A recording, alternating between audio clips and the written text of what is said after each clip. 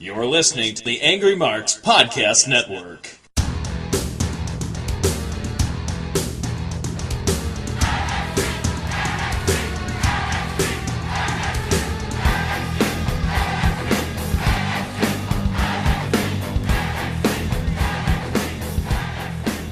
Ladies and gentlemen, welcome back to the Angry Marks Podcast Network here at AngryMarks.com, your number one source for pro wrestling and mixed martial arts news and information. I am Rohan Unruh. Follow me on Twitter at Rohan Unruh. We're here with a special bonus show covering the NXT Takeover Phoenix, special pay-per-view special that happened last night. And I can't do this by myself. I have recruited a fine gentleman. He's the proprietor of the Grappling Cooperative. He's the host of Comedy Suplex Podcart at Comedy Suplex XYZ. Last in the alphabet, but first in your heart. And more importantly, he's the critiquer of poorly made promo graphics. Ladies and gentlemen, Peach Machine. The Peach Machine is right here, baby. Yeah, that's right. You can follow me at Peach Machine on Twitter. Rohan, thank you for having me on. Every time I hear your name, though, I think it's supposed to be like Pig Latin for something, like Unhunrao Ray or something like that. You know what I mean? It's like Canadian Pig Latin. I don't know what you got going up there in Winnipeg. Throw a W where the H is, and that's how it should be. I had hippie parents that never even saw Lord of the Rings. That's awesome. So, how's your week been going, Vig? Oh man, it's been going great.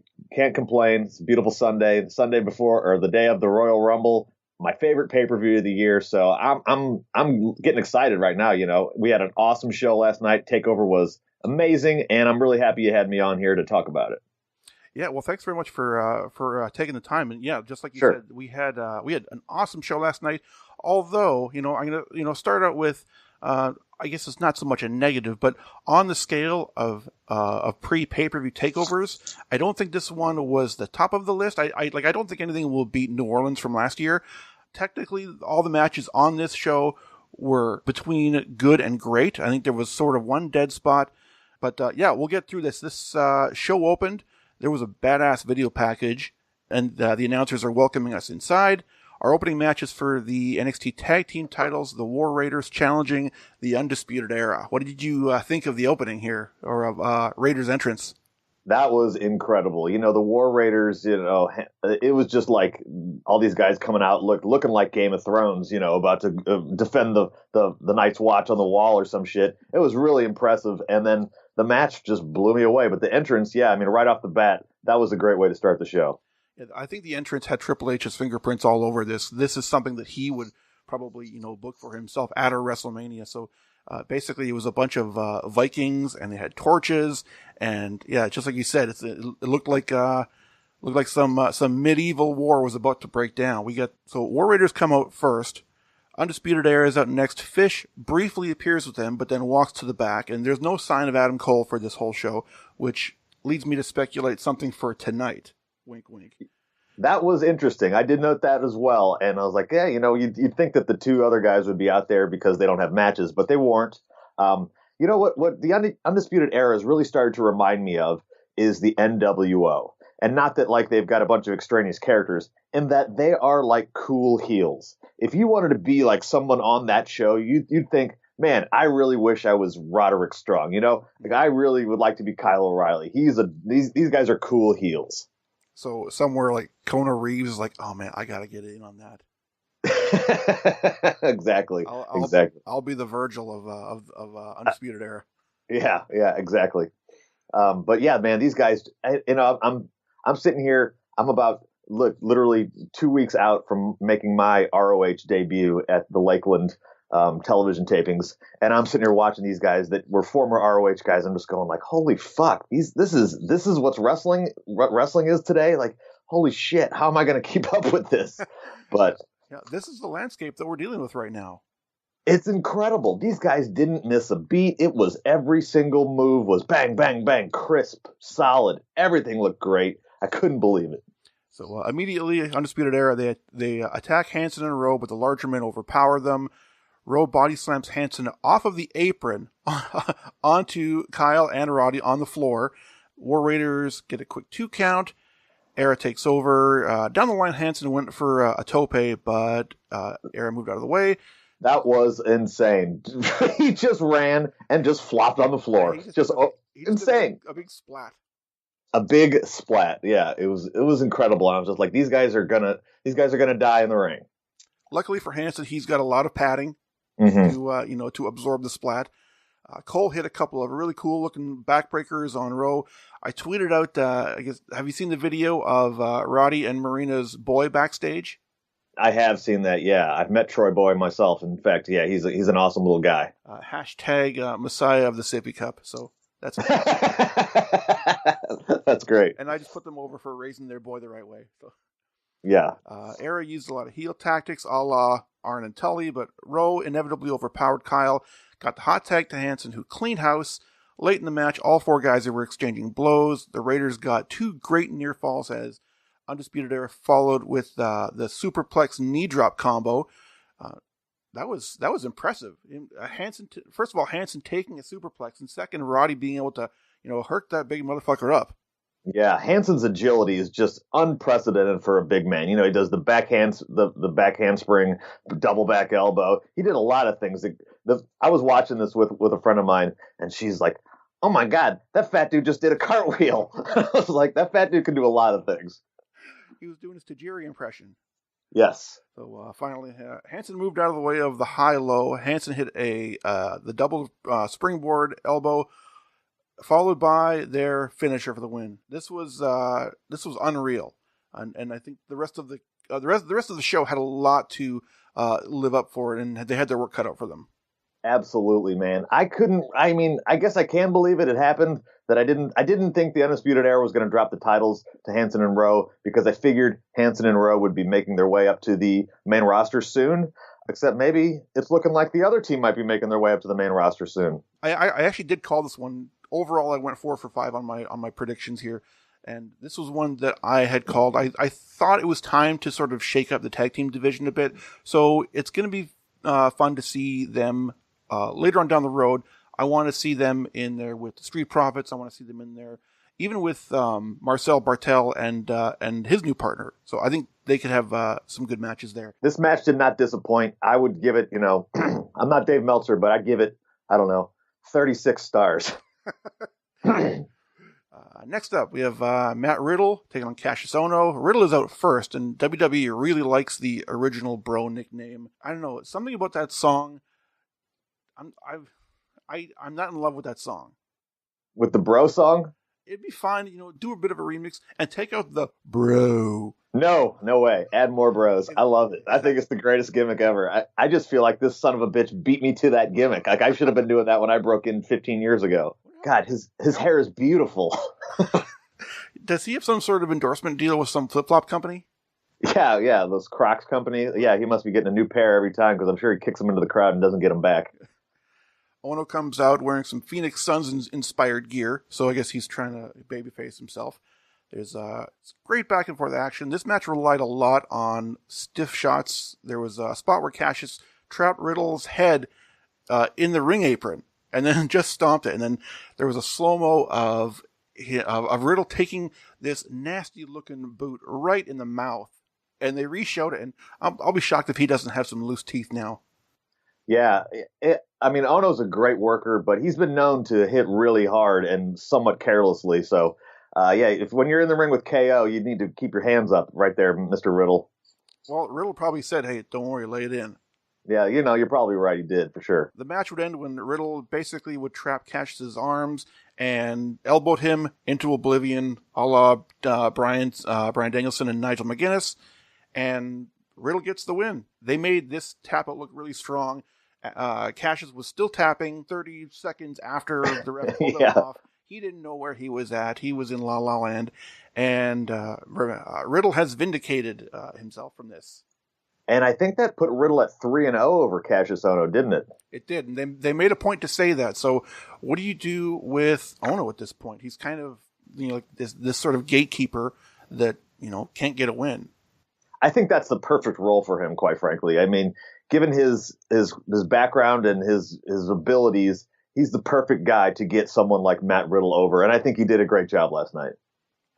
Up next, NXT North American Championship. This was one I was looking forward to most. Got Ricochet defending against Johnny Gargano. You can tell Johnny is going to be a heel because he let his chest hair grow out. Absolutely. And the person I was watching with made a comment on that chest hair. He says, he got chest hair like a little boy. Now, all he needs to do is grow it out and then oil it up. And then when he gets someone in a side headlock, just grind that guy. Oh, yes. I was definitely been in some wrestling matches with some dudes who did that to me. And I was like, come on, bro. Well, the match starts out with a lot of chain wrestling. There's lots of human chests. The action heated up after Johnny was asked which version of him are we going to see, either the Johnny wrestling or the Johnny who attacked Alistair in the parking lot. So Johnny cheap shot at Ricochet, and it was on. Ricochet just landed on his feet after everything Gargano did. Head scissors, land on his feet. Hurricane Rana, land on his feet. Super Hurricane Rana, boom. It's just he couldn't get the advantage on Ricochet. He just kept countering everything. That was kind of the story of the match, was what can Johnny do to get the edge, and he finally got it with a bunch of strikes. And the chain wrestling at the beginning, the back and forth stuff, it was just all these guys are just incredible. Just blew my mind. Yeah, there was a segment in this match where there was probably about a 30-second period where it was just, can you top this? And there was, just like it's, too many moves to call. Partway through the match, they did the top rope Hurricane Rana, land on your feet, Will Ospreay spot. So that was a nice shout out to him. Gargano would attempt a couple of the outside to inside slingshot DDTs. The first one caught him. Second one, Ricochet catches him in midair and just launches him over the top rope, and Gargano's ribs just sort of hit the apron. Yeah. That looked like it was terrible. There was quite a few power spots out of these two, relatively smaller men, where they would just catch each other, deadlift spots, deadlift suplex, launching each other. It's like, hey man, not only can we fly, we also got some power stuff in there. Yeah, there was no better example of this when Gargano had Ricochet caught in the Gargano escape. And, Ricochet just kind of herked him up, picked him up like a little baby, and then tossed him into the corner. Yeah, and then I'm not sure if it was at this point, but Gargano fed to the outside and then kind of hid over in the corner, and Ricochet said, "You can hide, buddy, but I'm still coming for you," and ran and did a jumping flip dive over the corner post that was just insane. Oh, that was incredible. We're getting near the end here, so Johnny has the heat. He's getting frustrated because he's trying all sorts of different methods to put him away. He goes to the outside and he pulls away the pretty black mats.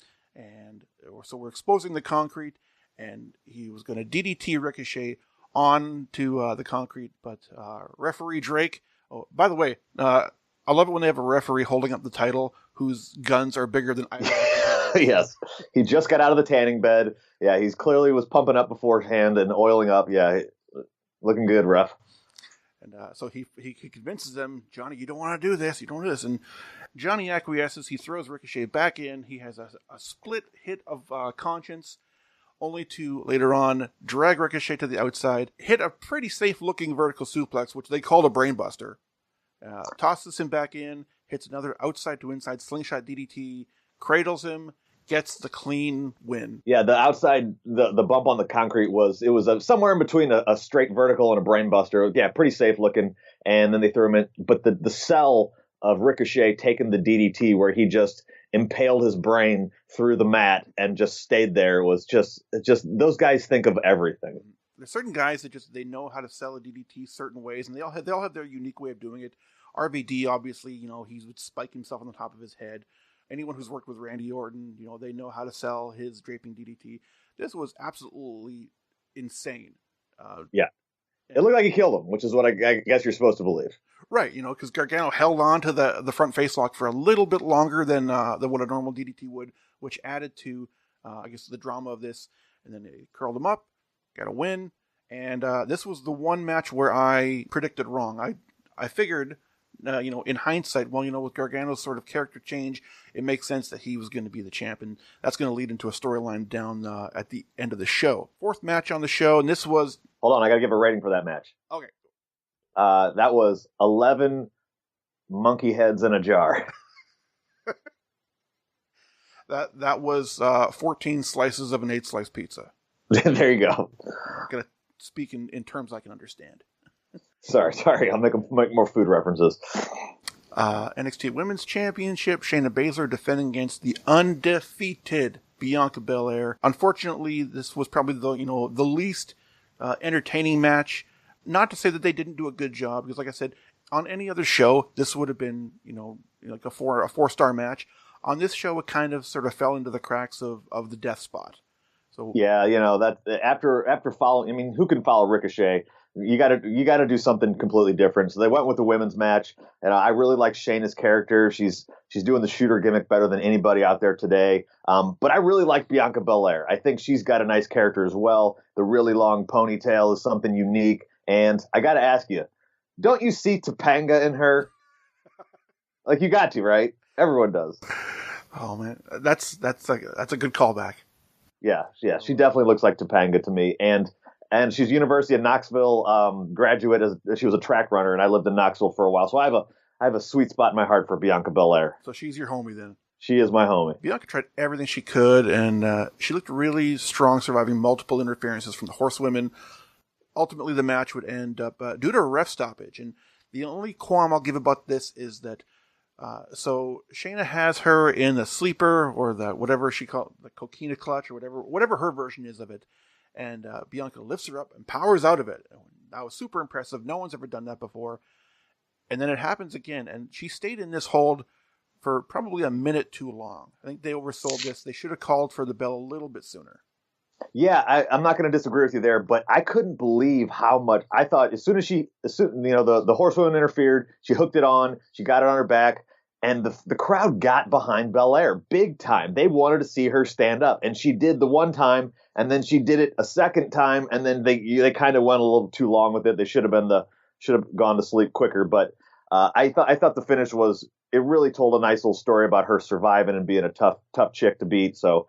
And it got Shayna over as this girl who, when she gets that hook on you, I mean, or whatever the hell she calls it, it's a rear naked choke, which to me, it's a little bit confusing in wrestling. Are you allowed to choke or are you not allowed to choke? I don't know. If you're Joe or you're Shayna, you're allowed to choke. Like apparently, right? If that's the case, why not just come up to you like with both hands and just throttle you around your neck like Nails used to do? Yeah, right. The throttle choke. I don't know. I guess if you're good and you do like a submission jiu-jitsu choke, then you're allowed, but you can't just like Homer Simpson someone. Oh man. Can you see Bianca showing up in the Rumble tonight? Probably not. No. Yeah, I guess it wouldn't be very smart for them to to make her a 2-time loser on one weekend. Yeah. I give that match 19 pineapples. I give it 4.5 protein bars. Now you're playing into my hand. Yeah, I guess the only other thing is maybe maybe Bianca just had some takeover nerves. I don't think she looked as crisp as she has on some of her NXT TV shows, but that's going to come with time and experience, and she's a prodigy, so she's going to catch on to this like nothing. So I feel that she'll be close to the top of main events for future takeovers. Mm-hmm. Which takes us to our main event, the NXT Championship. Tommaso Ciampa defending against the former champ, Aleister Black. Man, these two guys are two guys I don't particularly care for their character. Like that sort of, I don't know, people who like dragons. I don't know what you classify them as, but that's the way it feels like to me. Is like Aleister Black's sort of this Undertaker light character, and Ciampa's like this guy with small man syndrome, and I'm just kind of going, they're both kind of heels to me. I don't really, it just doesn't really connect. I'll watch this match and just see how it goes. And this is one of the times where pro wrestling got me. They had me by the end of this match. I wanted to see who was going to win. So I was very impressed. Ciampa, I was like, he shouldn't even be the champ. He's I got Vince McMahon syndrome. I'm like, hey, he's too damn small. No one's gonna believe this guy. He'd never beat me up. But what the things they did and that played into the how they built on the moves early, it was just incredible. So the match starts off with some chain wrestling and some good knees by Ciampa. Black would go for Gargano's draping DDT, which Ciampa would get out of and then be on the receiving end later on. Ciampa targeted the left leg of Black, and that was the story of this match, was Black's leg, and he sort of tweaked it when he went for a flip dive on the outside. He landed right on Ciampa, gets up, starts shaking off his leg. So that's where we can see that, that's where the injury is going to start. Yes. And so it sort of was this all right, how is he going to work over his leg? How are they going to play into this? The strikes that these guys had, I mean, especially Black, like some of those kicks, oh my God, you talk about laying it in. I mean, that spinning heel kick he does, it's just a spinning heel kick to the head. Like nobody puts their hands up, they just eat it. It's unbelievable. It is Edson Barboza-esque. It really is. Great callback. The guys exchange strikes with Black hitting multiple V-triggers. Alistair kicks out of 2 fairy tale endings, and Ciampa's hot, and he tries it a few more times. Black misses the Black Mass. Ciampa has him hooked for a 3rd fairy tale ending. He hits it, but he doesn't go for the pin. He then picks him up and hits another one, and gets the win. So one of the things that they did was Ciampa, in kind of a prelude to what happened earlier, he on the outside, he pulled the Black Mats back again, and he really pulled them back pretty far this time, and he took Aleister Black outside, and what I noticed here was he pulled the mats back, and they kind of doubled over on themselves, right. And then he hit the move where it looked like his head bounced off the concrete, but it didn't. It didn't though. He had placed the mats perfectly so that the back of his head actually clipped the mat. So it was like perfect timing, perfect positioning, and it really looked great. The other thing I noticed was, and I don't know if this was intentional, but if it was very well planned out. They did a spot earlier in the match where Ciampa had the water bottle on the outside, and he went to go spit in the face of Black, and Black booted him, and he did the spit take, and he spilled the water. And then later, they not referenced at all. And then later in the match, Black's on the outside, he throws Ciampa in, and then he kind of slips on the water, and it just gives him that moment of hesitation. So then he goes in the ring, and Ciampa cut him off, and it was beautiful. Yeah, just the little attention to detail that they have. Exactly. After the match, that's where things got really kind of wacky. They got Ciampa walking up the aisle, and who should meet him at the aisle but Johnny Gargano with his newly found North American title, and the two of them sort of gaze into each other's eyes lovingly, and they kiss. I was hoping for a kiss. Yeah. It was Eddie Guerrero, Chris Benoit-esque at whatever WrestleMania that was. Where, well, I mean, not exactly the same, but it was similar. Where the two people who had feuded, they kind of been in this business. They got in there together. They went their separate ways, and now here they are standing tall. Yeah, this is probably the best long-term storyline that any of these brands have put on in the last 2 years. So the two of them are collectively holding their newly or their titles high. The crowd's going nuts for this. There's DIY chants all over the place. These guys, despite being heels, are not. And when the show goes off the air, there was a big melee between these two guys. Velveteen comes out to confront Johnny. Adam Cole then makes his presence known. He comes out. He gets in Velveteen's face. Alistair comes out. Ricochet comes out. There's a 6-way brawl. And you can find that on WWE's YouTube channel, and there was an exclusive there. This put thoughts in my head of, can we get an Elimination Chamber NXT title match? Man, that would be incredible. That would be so good. I didn't know about this brawl, so this was all off the air stuff, huh? Yep. Yeah. After it's all over Twitter, so it's kind of weird why Adam Cole to me would come out, because he really doesn't have a dog in this fight. So. But I guess he's still bitter about. He was the former champion. Champ, so. Yeah. I love Velveteen Dream. He's one of my favorites. I do a show with my buddy Dabble Dab, and we do a fantasy booking show. And Velveteen Dream was like the first guy I took, and I just think his character is tremendous. He's an incredible athlete. He's got a unique look. I would love to see him be put in that title picture again. Yeah, there's so much upside to him. And after his match with Aleister Black, I thought, this guy is a megastar. Despite losing that match, he came across as probably the most can't miss prospect, and I just hope they don't fuck him up. And in a perfect world, and I mentioned this on this week's NXT TV report, if I'm booking this, I have Velveteen be entered number 1 in the Royal Rumble and Adam Cole number 2, because those are the two of the coolest entrances, and in front of 40,000 people, them all screaming Adam Cole, baby, that would give me chills. That would be awesome. Do you think the WWE audience, I think for the Royal Rumble, you're probably right, but like, do you think the WWE audience would know enough to know Adam Cole, baby? I would think so. I mean, this day and age when you got people attending just the pay-per-views, I think they're a lot more familiar with the NXT talent than they have been in years past. Yeah, I mean, Mike and I have this discussion on the Comedy Suplex podcast all the time where he thinks everybody knows everybody, and I'm really sort of skeptic because I'll talk to like just normal fans, people who don't follow it, like you and I do, like we're hardcores, and I'll be like, hey, yeah, do you know this NXT brand is? And they're like, yeah, I heard of that. I'm like, do you watch any of it? And like, no. But you're right, the people who do travel for the pay-per-views, those are the people who will know NXT and will certainly know Adam Cole, baby. Right. These are the network subscribers, so I got to think they're familiar with most of the products. So, like I said, I would love to see Adam Cole either get number 1 or 2. Let him go 30, 35 minutes in the Rumble. That would be awesome, man. You know who they should put in the Rumble tonight? Jack Swagger.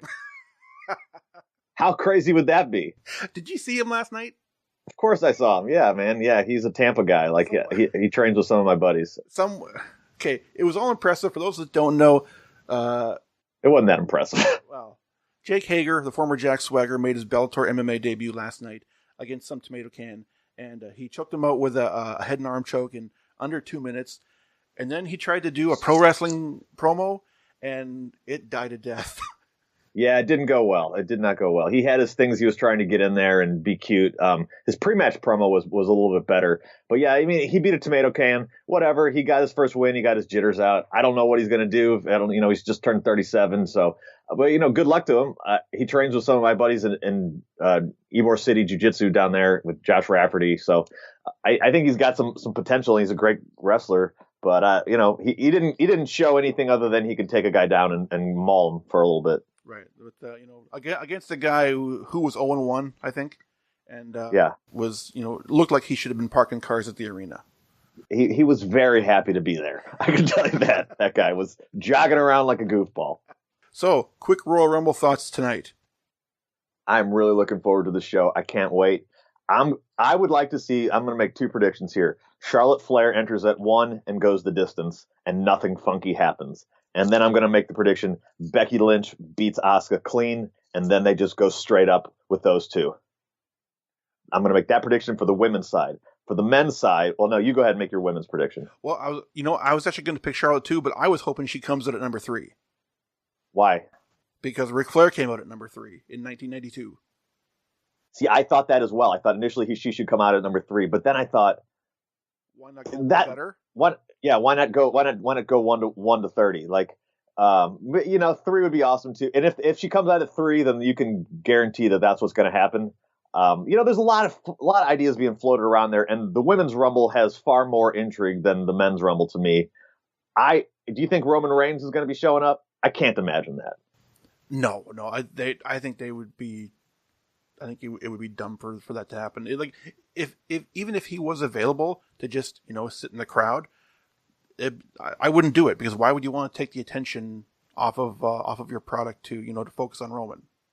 Yeah, they should just have R-Truth win. Just come out of 30, throw somebody over, and just be the winner. Fuck it.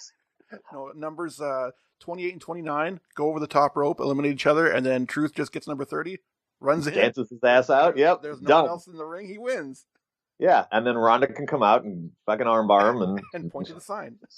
Point at the sign. Yeah, that's all they want, is someone to point the damn sign. Just point the sign.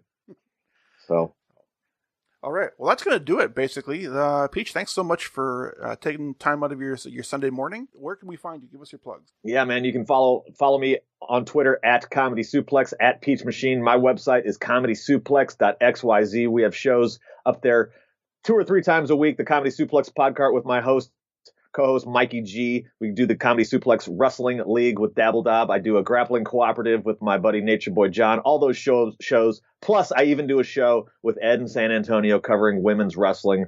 So I got a lot of podcasts on my plate. They're all available. comedysuplex.xyz.